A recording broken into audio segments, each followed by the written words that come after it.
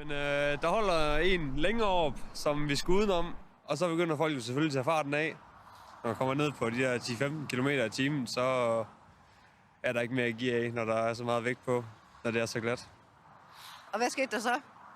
Ja, så laver den bare hjulspænd, så må man give op. Så kommer vi i gang igen, lige snart vi holder stille. Jeg kommer op ad bakken, og jeg kan jo så se her længere op, at der er nogen, der prøver på at komme op, men de har også problemer, ligesom Lukas han har. Og jeg får jo godt med fart på, så lige bag ved Lukas, holder faktisk lige her, holder der en personbil, og hun holder jo der, som gør, at jeg ikke kan komme forbi hende. Så kommer jeg ned i fart, ja, så holder jeg jo der, og så prøver jeg på at komme op ad bakken. Det her, det er en Falckbil. Hvis vi kigger herned, så kan vi se, der holder en lastbil. Den her Falckbil, den er faktisk ankommet her, fordi lastbilen hernede, han er kørt fast. Han kan simpelthen ikke komme op ad den her bakke. Men som vi kunne se lige før på billederne, så har Falckbilen altså præcis det samme problem. Han kunne heller ikke komme op ad bakken, så derfor holder der altså længere nede en stor traktor, som nu har trukket Falckbilen fri. Og nu skal han så bakke tilbage og så forsøge at få lastbilen høgtet på sig selv her, og så kan han trække den fri. Fordi nede, ja, man kan se, den spinner godt rundt her. Der er meget, meget glat. Det er sådan, at der er jo faldet, jeg tør ikke sige præcis, hvor meget sne, der er faldet indtil videre her i området, men mange steder, blandt andet her på den her afkørsel, der er det jo nærmest kørt fast som is. Så man kan se, at altså, når selv Falckbilerne har problemer med at komme op og ned, så er der altså udfordringer.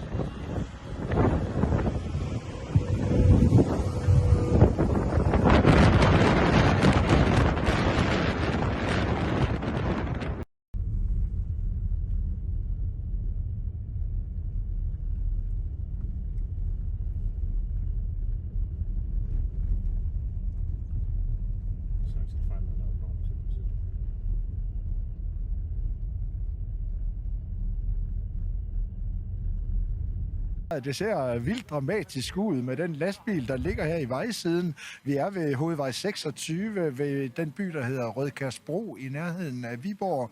Og her der så tidligt i morges er den lastbilchauffør kommet kørende her fra modsatte retning, men har mistet herredømmet over køretøjet på vej ned ad en lille bakke her, og så kommet i skred.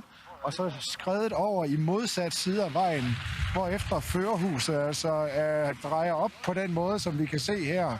Det ser dramatisk ud, men så vidt jeg har fået oplyst, så er chaufføren uskadt. Han er ikke kommet til skade ved den her ulykke, og altså været i stand til at kravle ud af førerhuset og komme ned i god behold.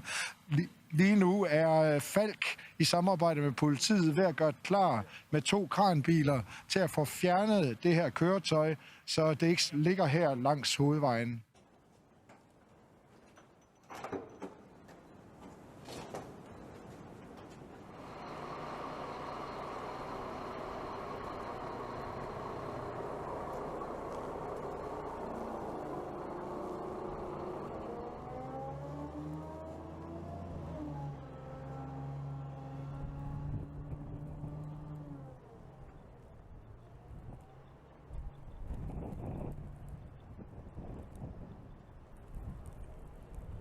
Og prøv at se, hvad vi har her. Der har vi et af forsvarets Piranha-køretøjer med 8 hjul her. Terrængående, og den trækker på alle 8 hjul her. Den er simpelthen kørt sig fast. Det er uvist, hvordan den er endt her, helt herinde, langt væk fra landevejen.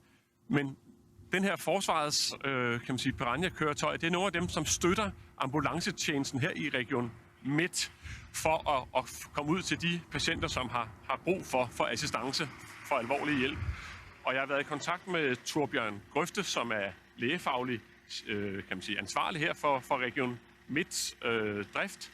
Og han siger, at det her Piranha-køretøj har siddet fast siden i aftes. De havde i alt 8 køretøj her i Region Midt, men 2 af dem er altså sat ud af drift og kørt i grøften. Så lige nu har de kun 6 af de her Piranha-køretøjer, og det er selvfølgelig et problem i forhold til ambulancekørsel.